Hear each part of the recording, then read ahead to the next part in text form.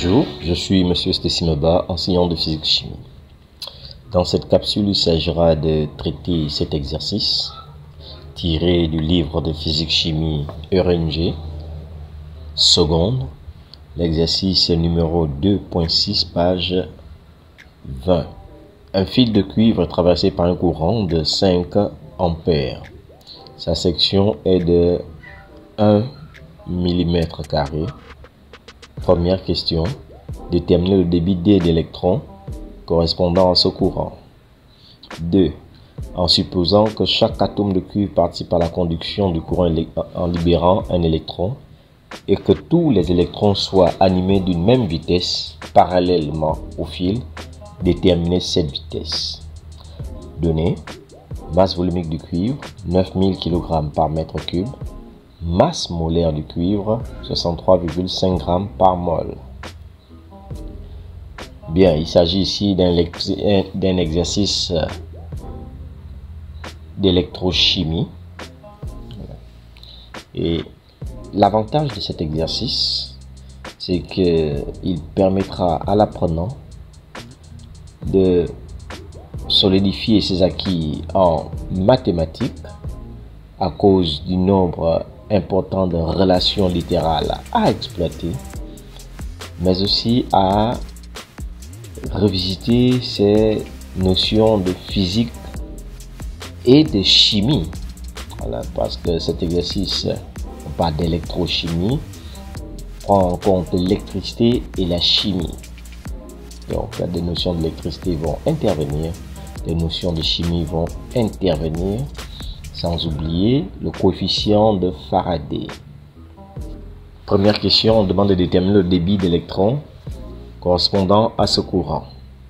Fonction de rappel, débit d'électrons D. D'après le cours, I, l'intensité du courant électrique, est égale à Q sur T, qui est la première loi de Faraday. On ne dispose pas de Q, on ne dispose pas de T. On va donc changer ou modifier l'expression. Or, Q est égal au nombre d'électrons qui traversent la section du fil fois le nombre d'électrons. Donc, la charge électrique est égale au nombre d'électrons fois la charge d'un seul électron. Alors, on peut donc écrire que I est égal au nombre d'électrons fois la charge d'un seul électron fois la charge élémentaire sur le temps T. Or, qu'est-ce que nous constatons? Nous observons que le nombre d'électrons sur le temps est le débit. On peut donc écrire que I est égal à D fois E. De cette dernière relation, I égale à D fois E, on peut donc tirer que D est égal à I sur E. On a donc l'application numérique. D est égal à 5 ampères sur la charge élémentaire 1,6 10 puissance moins 19. On sort la calculatrice.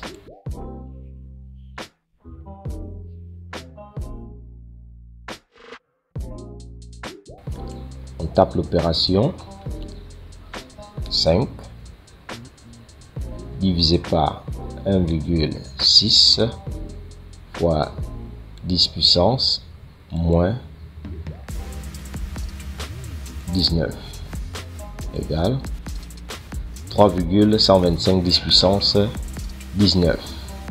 3,1 10 puissance 19 en respectant le nombre de chiffres significatifs. Le débit d'électrons correspondant à ce courant est donc de 3,1 10 puissance 19 électrons. Déterminons maintenant, pour la deuxième question, la vitesse d'électrons. Fonction rappel. Vitesse des électrons que l'on notera V.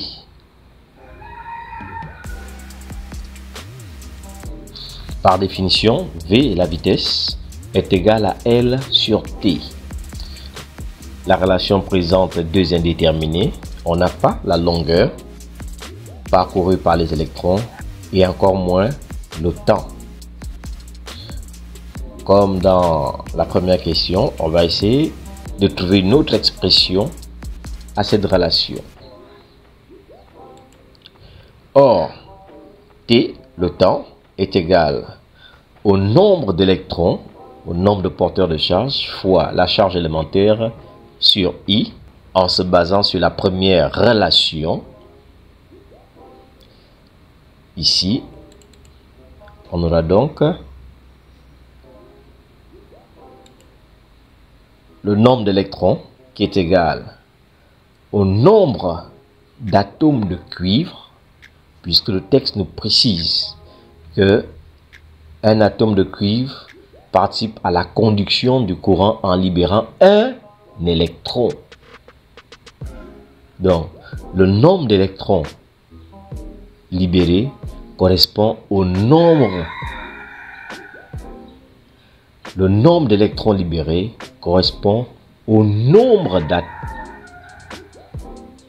Le nombre d'électrons libérés correspond au nombre d'atomes de cuivre oxydés.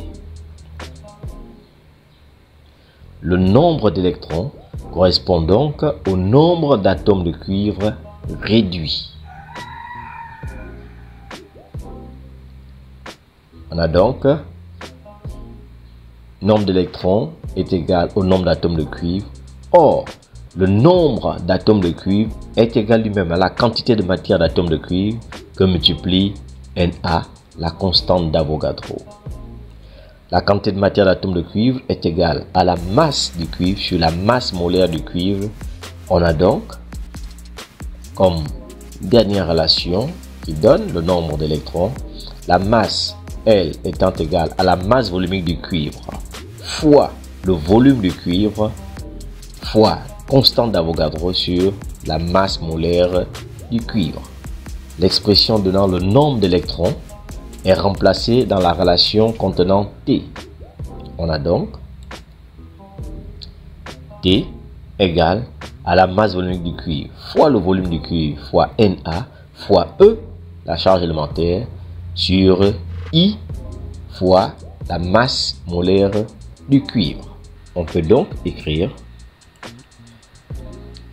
que la vitesse est égale à L fois I fois la masse molaire du cuivre sur la masse volumique du cuivre fois le volume du cuivre multiplié par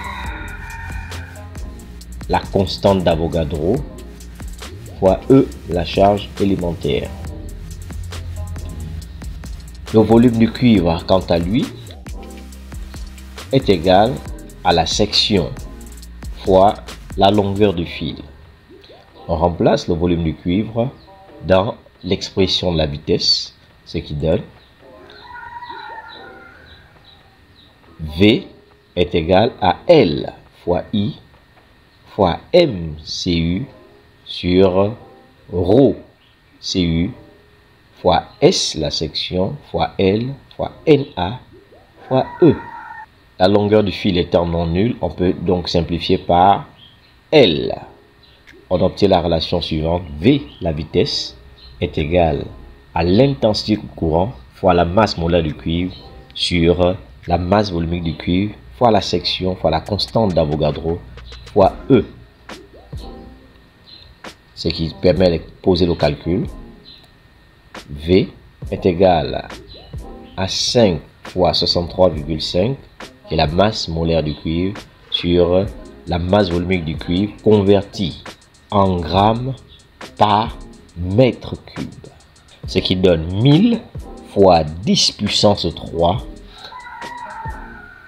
que multiplier la section quant à elle convertie en mètres carrés.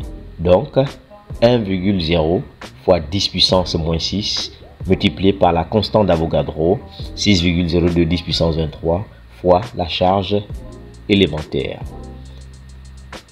On sort la calculatrice. On a donc 5 fois 63,5 divisé par, on ouvre la parenthèse, 9000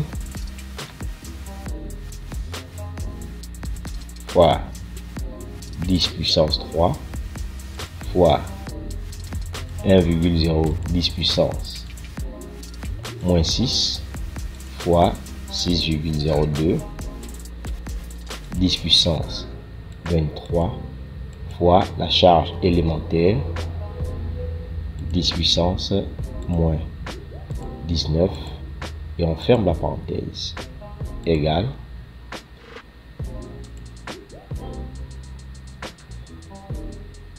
3,7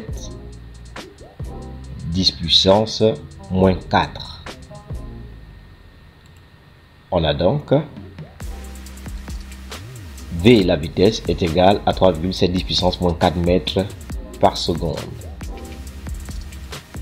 La vitesse de l'électron dans ce fil de cuivre est de 3,7 10 puissance moins 4 mètres par seconde pour un courant de 5 ampères traversant un fil de section 1 mm carré.